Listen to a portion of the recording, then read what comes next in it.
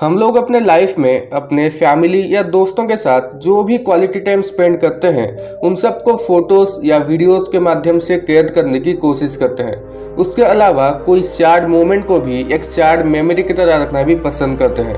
उसी तरह इंटरनेट पे कुछ ऐसी तस्वीरें हैं जो दिखने में तो काफ़ी नॉर्मल या सिंपल दिखाई देते हैं, पर उन तस्वीरों की बैक स्टोरी जिन लोगों ने भी सुना वो एकदम शौक हो गए और सोचने पर मजबूर हो गए कि इतना सिंपल फोटो का भी एक बहुत बड़ा हॉरिफाइंग बैक स्टोरी हो सकता है। तो बिना किसी देरी के आज के इस वीडियो को शुरू करते हैं।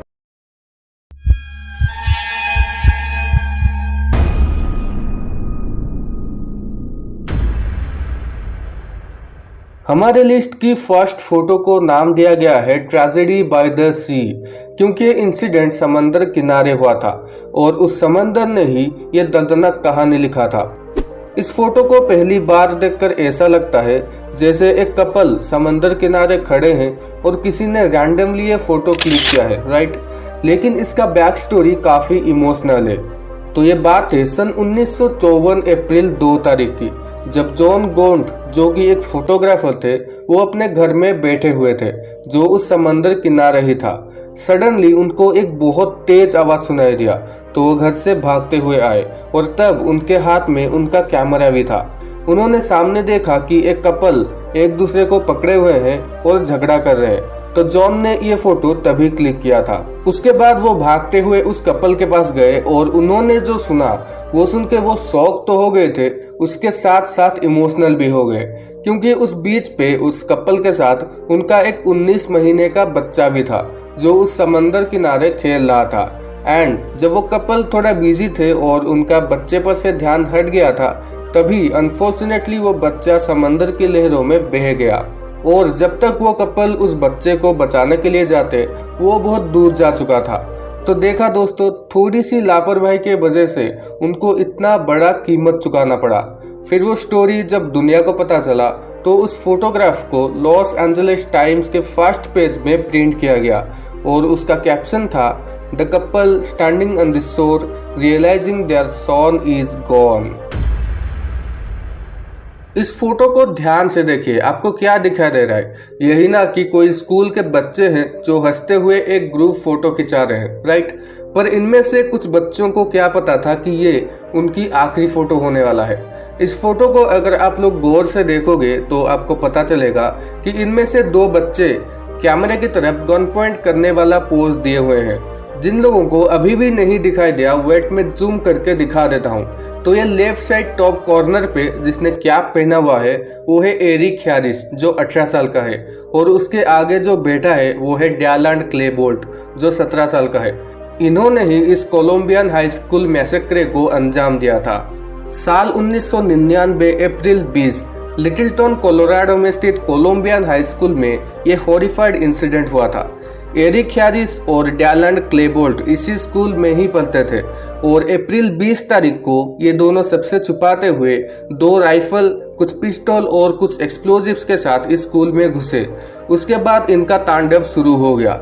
इन्होंने 15 मिनट में ही 12 स्टूडेंट्स जो उनके ही क्लासमेट्स थे और एक टीचर को गोली मार दिया और 21 बच्चों को जख्मी कर दिया।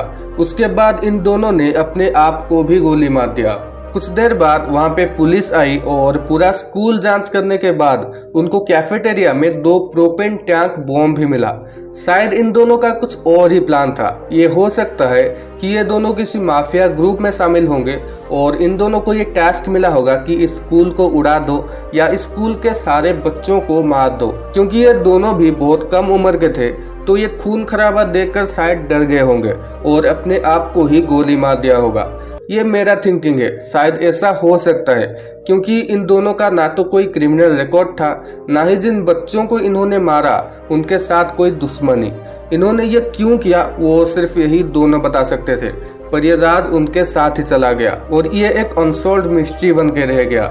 इस इंसिडेंट को बेस करके 2004 में एक टीवी शो भी बना था जो था मैसेक्रे एट कोलंबियन हाई, और मैं इसका IMDb रेटिंग भी देख रहा था, काफी अच्छी रेटिंग मिला है, तो आप लोग चाहो तो देख सकते हो।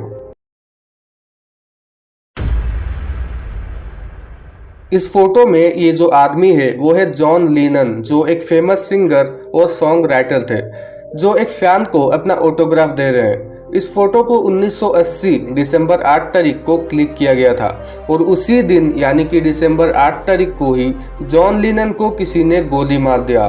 तो आप लोग सोच रहे होंगे कि इस फोटो का जॉन लीनन की मर्डर के साथ क्या लेना देना है। वेल, इस फोटो में ही सारे मिस्ट्री छुपा हुआ है। तो इस फोटो का मिस्ट्री समझने के लिए आपको 20 साल पीछे की एक स्टोरी सुननी पड़ेगी, वरना आपको कुछ समझ नहीं आएगा। जॉन लीनन ने बहुत सारे म्यूजिक ग्रुप क्रिएट किए थे, like the Beatle, the Quarrymen, the Dirty Mac और भी ऐसे 3-4 म्यूजिक ग्रुप था। तो उन सब म्यूजिक ग्रुप में से द बिटल सबसे ज़्यादा पॉपुलर था। ये म्यूजिक ग्रुप 1960 से लेकर 1970 तक चला था, लेकिन इतना पॉपुलर म्यूजिक ग्रुप सिर्फ 10 साल ही क्यों चला, जबकि प्लास्टिक ओनो बैंड जो जॉन लीनन का ही एक म्यूजिक ग्रुप था, वो द बिटल से ज़्यादा पॉपुलर नहीं होने के बावजूद 11 साल तक चला था। तो इसका रीज़न है 1966 में जॉन लीनन का एक स्टेटमेंट।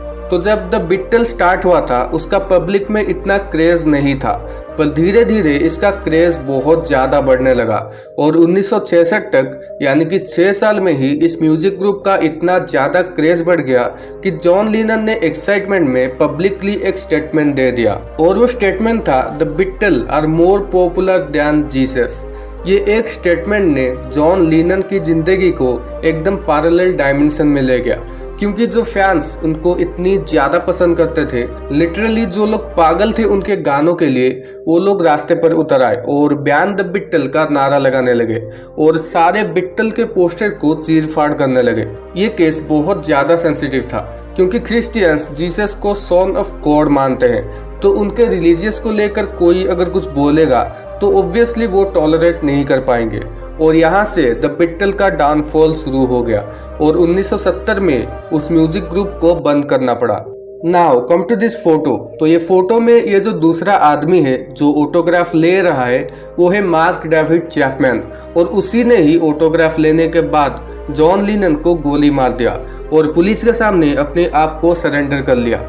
जब पुलिस ने उसको रीजन पूछा तो उसने जॉन लीनन की 1966 वाला स्टेटमेंट बताया और कहा कि उन्होंने हमारे रिलीजियस को हर्ट किया है, और तब मार्क डेविड चैपमैन के चेहरे पर कोई भी टेंशन या डर नहीं था। लाइक वो ऐसे प्रिटेंड कर रहा था जैसे उसने अपने दिमाग से एक बहुत बड़ा बोझ को हल्का कर दिया है।